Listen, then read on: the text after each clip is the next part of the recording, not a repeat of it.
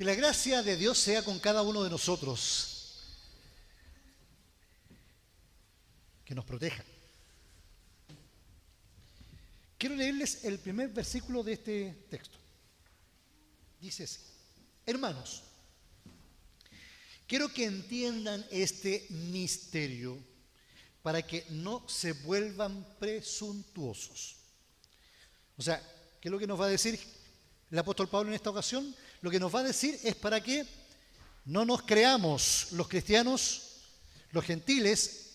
¿Ya? ¿Gentiles quiénes son? Todos aquellos que no son judíos. Están los judíos, los de Israel, y están todos los demás que son gentiles. Valgo esa explicación. Por lo tanto, es un mensaje a los gentiles. ¿Por qué? Que no nos volvamos presuntuosos. Y enseguida dice, porque parte de Israel se ha endurecido, y así permanecerá hasta que haya entrado la totalidad de los gentiles. De esta manera, todo Israel será salvo. Este es uno de los textos más conflictivos en el cristianismo, por su interpretación. ¿Quiere que se los diga, no? Un cafecito ahí, ¿no? Después, porque eso me dedicaría unos minutos más. Pero quiero contarles una historia. Este pueblo fue formado con Abraham, el pueblo de Israel, ¿no? El pueblo de Israel en el Antiguo Testamento es como la iglesia del Antiguo Testamento. ¿Sí? Solamente que había una diferencia. Era una nación. Así como hoy día tenemos la nación de Israel, pero en aquellos años. Y Dios la había formado y la había sacado de Abraham. Y leímos en Éxodo como desde el desierto, ¿no es cierto?, previo a darle las tablas de la ley, Dios le había dicho cómo los había formado. Por lo tanto, el concepto que ellos tenían de iglesia era un concepto étnico, un concepto de nación. O sea, los que estamos aquí circunscritos en este límite somos hijos de Dios. Los demás, no. Esa era la visión del Antiguo Testamento. Y era casi normal porque la cultura de la época, los pueblos que estaban alrededor, también pensaban lo mismo, que los dioses eran jurisdiccionales, o sea, solamente tenían poder en los límites de mi reino. Pasabas al otro, digamos, cruzabas la línea y ya es como que el Dios no tenía poder. ¿Se acuerdan esa historia de Jonás, o no? Esa historia del se lo comió el pez, ¿no es cierto? Lo tiraban al agua, se lo comió el pez. ¿Se acuerdan de esa historia? O sea, yo se las dije varias veces, así que... ¿ah? Sí, ahí tenés un caso. Dios le dijo, mira, Jonás, anda a predicar a un pueblo que eran enemigos de ellos en ese momento. ¡Enemigos! Pero ¿cómo, Dios, me mandas a ir a predicar a los enemigos? Voy a hacer algo mejor todavía. Voy a pescar mis cosas y me mando a cambiar para otro lado. Un lugar donde Dios no me vea. Y se fue a España. Pescó un barco y se fue a España. Y la historia, esto de que lo botaron, ¿no es cierto? Y después se lo comió el pez. Y después lo devolvió el pez cerca de Nínive, ¿no? Fue para darle a entender a Jonás y a todos nosotros es que Dios era Dios de ese territorio de Israel, de todo Medio Oriente, de toda Europa, de todo el Mediterráneo, de todo el mundo, y no solamente en la superficie, sino que también es Dios abajo, en las profundidades, porque ahí es donde Jonás ora a Dios y Dios escucha, porque es Dios de las profundidades también. Yo siempre he dicho esto cuando el Apolo 11 fue el que llegó primero a la Luna, ¿no es cierto? Creo que el Apolo 11. Ya, un Apolo, el primero. Uno de los astronautas se bajó, tomó una Biblia y leyó desde la Luna: oh Señor Dios nuestro, cuán grande es tu nombre en toda la tierra. Salmo 8. Frente a él estaba la tierra. Dios estaba en la luna, en la tierra, en todo el universo. Es un tremendo testimonio para dar a conocer que Dios es grande. Y que no solamente pertenecía a ese pueblo era dale con que tenían que, si querías ser un hijo de Dios, tenías que circuncidarte. Si eras de otro pueblo, ¿no es cierto?, y querías ser una persona judía, tenías que circuncidarte. ¿Saben ustedes que ese proceso tiene un nombre? Se llama prosélito, de ahí viene la palabra proselitismo, tiene que ver con eso.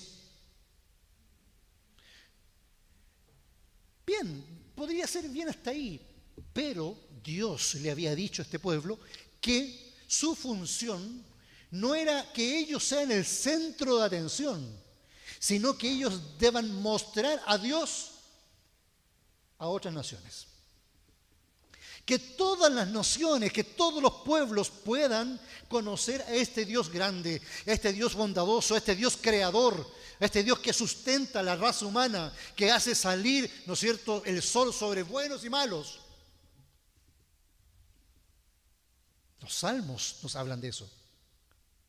Alabad a Jehová, naciones todas, pueblos todos, alabadle. Y no dice solo Israel, sino la idea es que todos hayamos podido conocer.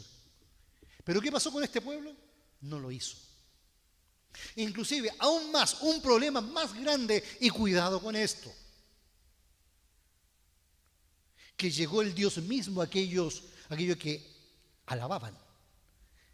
Llegó a su tierra, a su pueblo, pasó delante de sus ojos, frente a sus narices, y no lo reconocieron.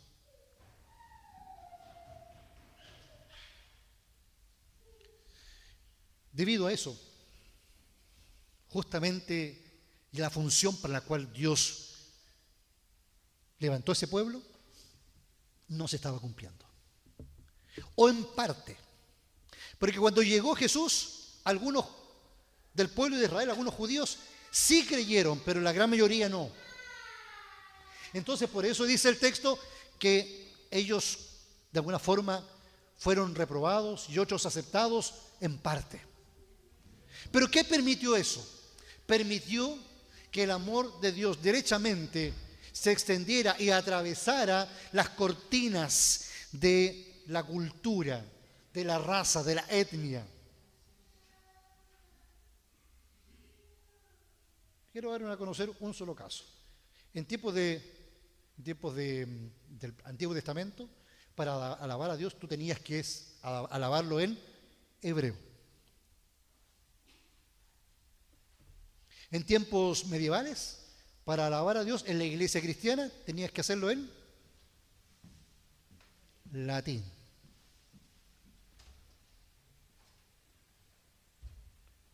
Llegó Lutero, ¿no es cierto? Y dijo, no. Porque resulta de que Dios no está circunscrito a una lengua.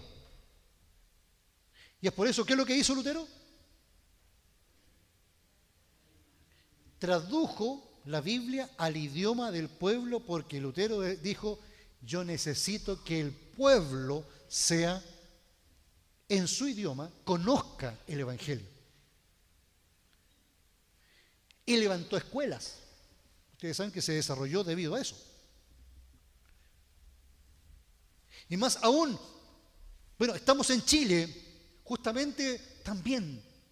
Es importante atravesar eso para que la gloria de Dios también atraviese las distintas esferas. Y ahora, el nuevo pueblo de Dios se llama iglesia.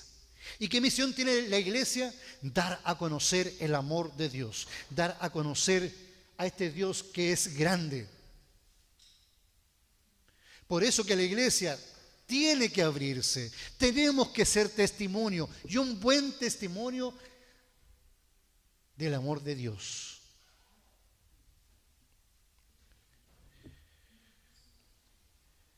Sí, no podemos quedarnos y no podemos confiar en que, oye, porque tenemos una bonita iglesia, somos mejor iglesia que otros. No, debemos ser humildes, no presuntuosos.